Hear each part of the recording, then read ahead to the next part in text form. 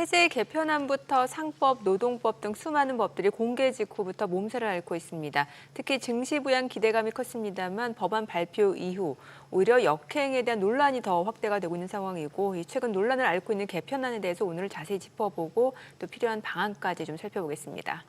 제4의 길 연구소 대표 강원대 국제무역학과 이현훈 명예교수 모셨습니다. 어서 오세요. 안녕하세요. 네, 안녕하세요. 제4의 길 연구소는 뭘 연구를 해서 제4의 길은 뭔가요? 그러니까 우리가 보통 이제 제1의 길 하면 자본주의 시장 경제가 최고다 이런 길이고요. 제2의 길은 사회주의 계획 경제 네. 뭐 한번 실험했다가 실패한 그러한 길이고 제3의 길은 90년대 토니 블레어 수상이 한동안 따뜻한 자본주의 이런 거 했잖아요. 근데 그것마저도 사실 요즘에는 더 이상 유효하지 않은 상태인데 그것까지 뛰어넘는 새로운 길을 찾아가자. 그러니까 남들이 주장하는 거 그런 거 하지 말고 네. 정말 새로운 길을 찾아가자. 뭐 그런 의미에서 제4의 길 연구소입니다. 따뜻한 자본주의 다음 거. 그 플러스 해서 사실 요즘 이야기는 뭐 기후 위기까지 포함하는 유엔에서 이야기하는 지속 가능한 발전을 어떻게 하면 진정한 지속 가능한 발전을 실천 가능하게 할 거냐 뭐 그런 것을 제가 연구하고 많이 사실 뭐 강연도 가고 책도 내고 뭐 그렇게 하고 있습니다. 지금 이번에 막 저희 이제 세제 개편이 지금 이슈여서 이제 저희가 그거에 대해서 여쭤볼 건데 그 길로 가는데 세제 개편이 얼마나 중요한 역할을 할까요? 세제 개편도 굉장히 중요합니다. 왜냐하면 세제 개편이라고 하는 것이 한 나라의 시장에 어떤 시그널을 주는 거잖아요. 네, 이제 자산을 그렇죠. 어떻게 배분하느냐에 대해서 이제 뭐 투자하는 기업에서도 그렇고 아니면 가게도 그렇고 어디에 어떻게 내가 투자 자산을 집어넣을 거냐에 굉장히 중요한 지침이 되는 거기 때문에 이번에 세제 개편이 어떻게 최종적으로 결정되냐에 따라서 굉장히 중요한 어떤 결과가 나올 거라고 실제 우리나라 사회가 지금 계속 양극화가 굉장히 심하게 되어 있잖아요. 그래서 네. 어떻게 극복할 것인지 그런 것까지 포함해서 또 뿐만 아니라 우리나라의 잠재 성장률이 계속 추락하고 있다고 하는데 중요한 이유가 우리나라 너무 부동산 쪽으로 돈이 몰려서 그렇고 상대적으로 주식시장에는 돈이 거의 안 가니까 이번에 이재명 대통령이 머니 무브다 해가지고 코스피 5천을 만들자 방향은 굉장히 잘 잡았는데요. 그래서 잠깐 이제 주식 가격이 뭐 코스피나 뭐 코스닥이 좀 올랐는데 최근에 이런 세제 개편 논란을 보면서 많은 투자자들이 실망을 하고 있는 것이 아닌가 그렇게 생각합니다. 네, 이 대주주 요건이 이제 50억 원에서 10억 원으로 하향 조정한다. 참 이러면은 증시에서는 소액주주 아니면 대주주 이렇게 나뉘는 건 느낌이에요, 그냥. 근데 그 구분 자체가 좀 잘못됐다고 예. 생각을 하는 사람이에요. 그러니까 대주주 하면 우리가 이제 기업을 얘기할 때 이제 네. 대기업이 있고 중견기업이 있고 이제 예. 중소기업이 있잖아요. 그럼 최소한 투자자도 뭐 중견 투자자라든가 그러니까요. 뭐 예. 이렇게 뭘 해야 되는데 그냥 갑자기 대주주 해놓고 뭐 50억도 저는 대주주가 아니라고 생각하고 네네. 10억도 대주주는 당연히 아닌데 우리가 진짜 대주주라고 한다면 그야말로 대기업에서 그야말로 소수 아주 그 오너 경영인 그러한 사람들 보고 우리가 대주주라고 보통 이야기하잖아요. 사실 오너 경영인 그 용어조차도 잘못됐다고 생각을 하는데 세상에 모든 사람이 다 오너죠. 주주면 다 오너인데 우리나라는 소수의 지배주주만 오너라고 이렇게 표현을 하고 있는데 그것도 정말 언론에서 잘못 쓰고 있다는 네네. 생각을 하는데 마찬가지로 정부가 나서서 대주주 해가지고 10억이 됐든 50억이 됐든 저는 약간 좀 정의가 잘못됐다 이렇게 생각하고 있습니다. 네, 저는 대주주보다 슈퍼개미가 나을 것 같더라고요. 그래서 한 종목 10억 이상 가졌으면 슈퍼개미. 그래서 그러면은 그렇게 표현하시면 되고요. 모두 다 이해가 될 것 같은데. 아니 뭐 중견 주주 이렇게 해서 한국말로 해도 되지 않을까 이렇게 네네. 생각하는데 마치 네. 중견 기업 하는 것처럼요. 네네. 어쨌든 대주주라는 용어는 적당치 않다고 생각하고 있습니다. 그러면 이제 지금 기준을 이제 50억에서 10억으로 낮췄는데 지금 교수님 보시기에는 그게 어떤 방식으로 협의가 이루어질 것 같으세요? 지금 뭐 제가 오면서 뭐 뉴스를 잠깐 들어보니까 이게 다시 뭐 엄청난 반발이 있잖아요. 뭐 지금 청원도 국민청원도 들어가 있고 그래서 이건 말이 안 된다. 그래서 실제 또 시장에서 엄청난 충격을 이미 받았다는 것을 지난주 금요일 날 이제 코스피 지수가 막 거의 4% 가까이 떨어지고 이런 것을 봤잖아요. 최근에 잠깐 반짝 다시 또 올라가는 기미가 보이고 있는데 그것은 이게 결국은 뭐 10억으로 이렇게 낮췄던 것을 다시 또 상향 조정하지 않을까 이렇게 생각하기 때문에 전 다시 또 약간 상향으로 조정을 하고 있다고 생각을 하는데 그렇기 때문에 제가 볼 때는 이것을 10억으로 그냥 낮추는 것으로 그냥 끝내지는 못할 거라고 저는 생각을 해요. 그래서 사실 그냥 50억 정도로 그냥 내버려 두는 것도 저는 괜찮다고 생각하고 일부에서는 뭐 한 중간선으로 이렇게 잡으면 어떻자 이렇게 또 말씀하는 분들도 계신데 저는 그것도 굉장히 옳은 방법은 아니라고 생각해요. 그럼 양쪽에서 다 사실은 욕먹는 상황이 되고요. 사실 뭐 아시겠습니다만 이러한 그 대주주라고 하는 용어부터 시작해서 그런 기준을 잡았던 것이 이명박 정부 때거든요.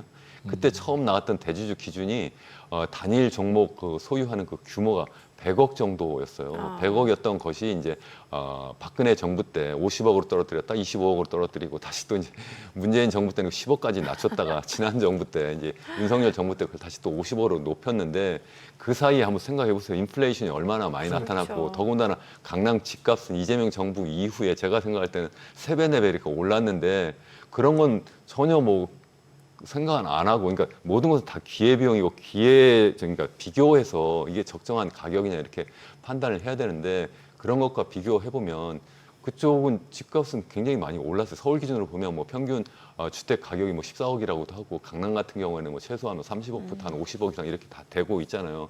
그렇게 생각하면 만약에 50억이 대주주면 그러면 50억 아파트 갖고 있는 사람은 뭐라고 불러야 될까요? 대지주.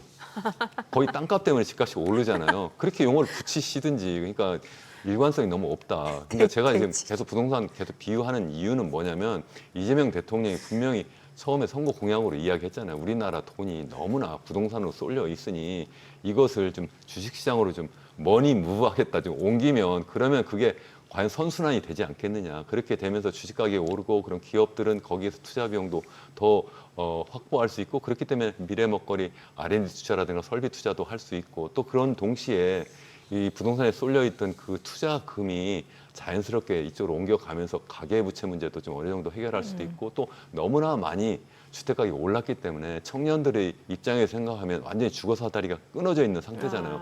이것을 다시 복구시켜야 되겠다. 이런 생각을 분명하게 만약 했다면 이번에 세제 개편이 이렇게 나왔을까 좀 아쉽습니다. 제가 사실은 기왕 이렇게 말씀이 나와서 한 말씀 더 드리면 여러 가지 문제점을 많이 지적을 하는데요. 사실 세제 개편이 꼭 주식시장에 관련된 것만 있는 것이 아니에요. 매년 이맘때쯤 되면은 세제 개편을 다 하거든요. 그러면 제일 중요한 이슈가 항상 뭐냐면 부동산 세제 개편이에요. 근데 이번에는 부동산 세제 개편은 아예 하지도 않는 거예요. 그러니까 이재명 대통령이 후보 시절에 나는 부동산을 주택 가격을 안정화를 하긴 하겠는데 다만 내가 세제를 뭐 개편해서 뭐 세금을 올려서 잡지는 않겠다.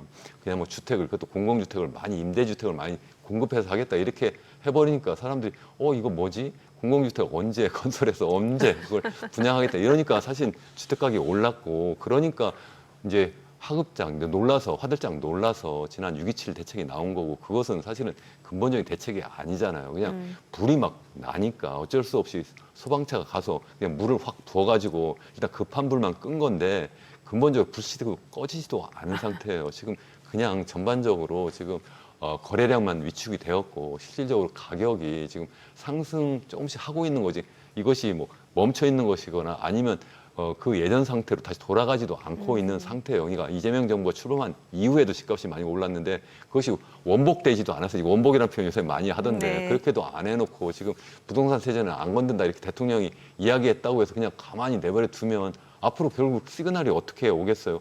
이게 머니 무브가 이 부동산에서 주식이 아니라 가만히 보니까 주식시장은 이번에 인센티브가 아니라 도리어 때리네? 그러니까 다시 또 돌아가야 되는구나.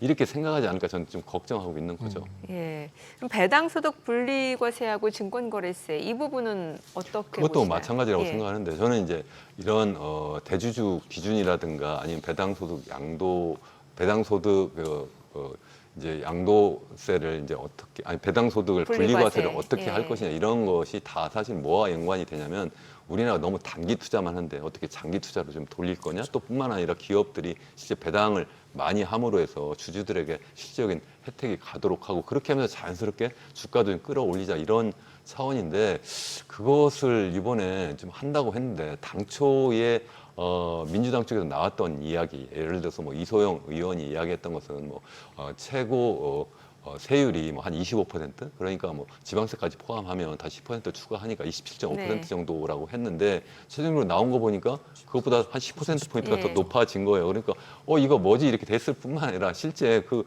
여러 가지 그 조항을 보면 제가 이해하기가 너무나 어려워요. 맞아요, 어려워요. 정말 제가 여기 일일이 뭐 원하면 제가 읽어드릴 수도 있는데 이걸 굳이 이렇게까지 복잡하게 해놓을 필요가 있을까? 그러니까 이거는 하지 말라는 거지. 이걸 누가 알고 그것을 과연 그러한 기업들을 찾아가지고 내가 그러한 기업들의 주식을 내가 살 수 있겠어요. 그러니까 정말 이건 안 하고 싶은데 그냥 신용만 낸 것처럼 돼버리니까 결국은 제가 말씀을 드리는 것은 이것도 결국은 인센티브 준 것도 아니다는 말씀이고, 더군다나 이번에 이제 그 거래세도 네. 실제 코스닥 같은 경우에는, 코스피 같은 경우에는 0%였는데 0.05%로 좀 올렸잖아요. 그리고 또 이제 코스닥도 좀 올렸고, 그것도 한 0.5%, 0.05% 포인트 이렇게 올렸는데, 그렇게 하면서 사람들에게 이거 뭐지? 부동산세는 전혀 뭐 움직이지 않는데, 상대적으로 우리 자산은 크게 보면 두 개잖아요. 우리 국내 자산 보면 하나 부동산 자산이고 하나는 금융자산, 주식 네. 자산인데, 주식 쪽에는 계속 때리니까 이거 다시 가라는 뜻인가, 이렇게 사람들이 생각하지 않겠느냐. 그것이 좀 아쉽다 하는 생각이 좀 들고 근데 이제 있습니다. 부동산도 아파트 말고는 다 나쁘지 않나요, 지금? 석고마 빌딩 뭐 이런 건 다 나쁘다고, 경기 나빠서 그러면서 그러니까 제 말씀은 집값만 여기서 지금 계속 사람들은 일반 지금 말씀드린 뭐 개미 투자자라든가 소액 투자자들은 뭐 빌딩까지는 아니고 대부분 이제 주택을 가지고 하는 거고, 강남 아파트 한 채 뭐 이렇게 똘똘한 한 채, 그런 이야기를 많이 하고, 그것이 전국에서 막 몰려오니까 너무나 이게 지나치게 똘똘한 한 채 현상이 심화되고, 그러다 보니까 전국에서 수도권으로, 그것도 서울, 그것도 강남으로 사람들과 돈이 막 몰리니까 너무나 사회 양극화가 심화되지 않느냐, 이런 말씀을 드리는 거예요. 제가 아까 제사의 길 연구소라고 말씀을 드렸는데 네. 바로 이런 문제 전 너무 심각하게 생각하고 있거든요. 그것이 당장 현 세대에서 뭐 부자와 가난한 사람, 아니면 서울과 아니면 지방에 사는 사람들 간의 그런 양극화뿐만 아니라 현 세대와 미래 세대 간의 양극화가 너무 심화되는 거거든요. 미래 세대가 도대체 내가 대학 졸업하고 아니면 고등학교 졸업하고 그런 다음에 사회에 나와가지고 내가 필요한 집이 있어야 될 거 아닙니까? 근데 그 집을 내가 구하려니까 집값이 너무나 많이 올라가니까 이 젊은이들 도대체 결혼하고 아이 낳을 수 있는 그러한 여건이 되지 않으니까 젊은이들한테 너 왜 결혼 안 하고 왜 아예 안 낳냐, 이렇게 윽박지를 수 있느냐는 거죠. 이걸 사회가 그렇게 만들었으니까 이것을 해결해 줘야 되지 않겠느냐, 저는 그런 생각을 하는 거고, 경제적인 측면에서도 볼 때 이것이 결국 인구 고령화가 심화되니까 우리나라 잠재 성장률이 계속 떨어지고, 단기적으로도 보면 너무나 그쪽으로 돈이 몰려 있으니까 그것도 막 가계부채까지 끌어다가 우리나라가 OECD 기준으로 보면 제일 높다고 하잖아요. 그러니까 돈이 너무나 그쪽으로 많이 몰려가 있으니까 주식 투자도 안 되고 또 부채까지 많이 있으니까 소비도 못 하고 이러니까 굉장히 걱정인데, 이번에 그러니까 제가 말씀을 드리려고 하는 것은 부동산 세제를 좀 건드렸어야 되는데 그걸 못 건든 것이 너무 정말 안타깝다. 그동안 뭐 여러분들이 뭐 이번에 이런 세제 개편에 대해서 말씀을 하셨을 텐데, 이렇게 좀 전체를 가지고 전체 자산 배분을 어떻게 할 거냐 이렇게 생각하고 말씀하시는 분들이 거의 없으시더라고요. 저는 이게 정말 중요하다고 생각하거든요. 사람들이 자기 자산을 어디에 갖다 넣을 거냐 이렇게 생각해 보면, 일단 외국이냐 한국이냐 이렇게 또 생각해 볼 수도 있지만, 한국에서는 그러면 주식이냐 아니면 부동산이냐 이렇게 보는데, 지금 가만히 보면 주식 우리 지금 동학개미들이 잠깐 좋았다 이렇게 했는데 다시 미국으로 가야 되나 이런 상황이 돼버리고, 이거 국내에 있으면 그럼 다시 또 집 사러 가야 되나 이렇게 돼버리니까 좀 아쉽다, 이제 그런 말씀을 좀 드릴 수밖에 없는 거죠. 네. 그러면 이제 부동산 세제를 좀 개편했어야 된다는 말씀을 주셨으니까 어떤 방향으로 개편을 했어야 된다라고 저는 보시는 이제 거예요? 계속해서 말씀을 드리는 것은 예. 이제 부동산세 하면 크게 두 가지예요. 네. 하나는 이제 보유세가 있고 하나는 네. 거래세가 있어요. 네. 보유세가 우리나라 특이하게 이제 재산세가 있고 종합부동산세가 있어요. 그것도 이중과세 논란이 있는 거 아니에요? 그러니까 그걸 두 개로 나누어서 이렇게 한다는 것 자체가 좀 사실은 우스워요. 그러니까요. OECD 국가 중에 예. 그런 나라가 없어서 예. 하나로 합하자는 거고, 예. 합한 다음에 OECD 국가 평균 정도로만 보유세를 높여주자 하는 게 제 주장이에요. 네. 그리고 일부에서 그렇게 이야기해서 언론에서도 많이 이야기하시는 게, 아마 우리 앵커님들도 들어보셨을 거예요. 우리나라의 재산세, 보유세가 OECD 평균 정도 된다던데 이게 무슨 얘기냐 이렇게 하시는 분들이 많이 계신데, 사실은 평균이 안 되는 거예요. 어떻게 계산하냐면 GDP 대비로 계산해요. 아니 조세 총 수입 대비 이 부동산 관련한 세입이 얼마나 됐냐, 재산세 세입이 이렇게 보면 평균 정도 돼요. 네. 근데 그렇게 비교하면 안 되죠. 뭘로 비교해야 돼요? 당연히 이 우리나라의 주택 총 가액 대비 네. 얼마나 재산세를 내느냐 이렇게 비교를 해야 되는 거죠. 우리나라는 그러니까 기본적으로 이 가계 소득 대비 서울의 평균적인 방 3개짜리 보통 90제곱미터 이 정도 우리는 보통 국민 주택이라고 하잖아요.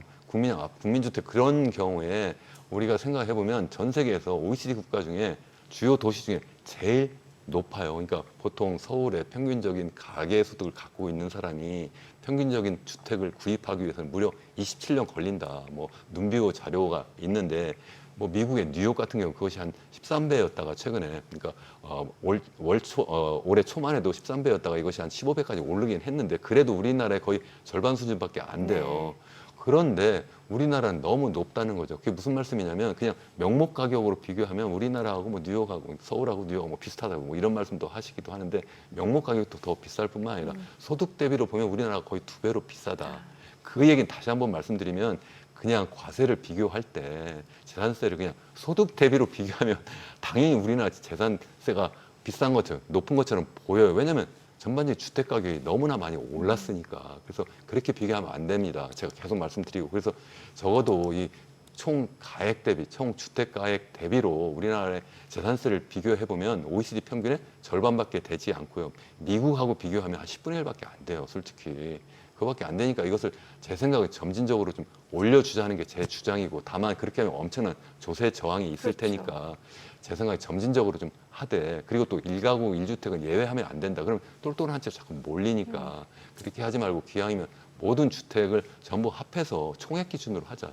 요즘에는 민주당 쪽에서도 그런 이야기를 하는 의원들도 계셔서 정말 다행이다. 제가 계속 그런 주장을 해서 제사의 길이 드디어 먹히는구나 이런 생각도 좀 하는데 그렇게 하는데 다만 이제 조세 저항이 너무 세니까 우선 당장에 생각하는 것은 뭐냐면 신규 거래되는 주택이 있잖아요. 신규 거래되는 주택에 대해서만 OECD 평균 수준으로 좀 올려주면 어떨까 이렇게 생각을 하고 그런 다음에 미국처럼 미국은 어떻게 하냐면 우리보다 10배 정도 높다고 했는데 처음 구매할 때 가격 기준으로 계속 가요.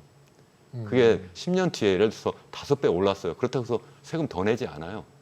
그러니까 그게 굉장히 저는 합리적인 방법이라고 생각하거든요. 그러니까 신규 주택 구입하는 그러한 경우에는 그냥 OECD 평균 정도로 높여주되 그 대신 계속 앞으로 높아지지 않는다. 자기가 잘 투자해가지고 그래서 주택 가격이 높아지면 그 투자 수익을 자기가 그냥 온전히 가져갈 수도 있겠다 이렇게 생각하는 거고 반대로 또 아까 제가 양도소득세 같은 거래세가 있다고 거래세는 좀 낮춰주면 그러면 전체적인 세수는 우리 집을 갖고 있는 분들이 입장에서 보면 상대적으로 좀 조세 저항이 좀 덜하지 않을까. 지금 집을 팔고 싶어도 못 파는 분들도 굉장히 많으시니까 양도소득세는 좀 낮춰주고 OECD 평균보다 제가 볼 때는 가격 기준을 하면 3배 이상 더 높아요. 적어도 절반 아래로 푹 떨어뜨리면 그러면 사람들이 크게 조세 저항도 좀 없지 않을까 이렇게 생각하고 또 그렇게 되면서 자연스럽게 가격도 하향 안정화되고 주식적으로 좀 머니 무브가 일어나지 않을까 이런 생각을 합니다. 교수님 한 번 더 모셔서 다음번에 상속 증여세 이런 쪽도 좀 여쭤볼게요. 오늘 저희가 또 제가 다 말씀 다 했나요? 오늘 마무리 잘 될 것 같습니다. 오늘 내용 잘 들었습니다. 고맙습니다. 네, 감사합니다.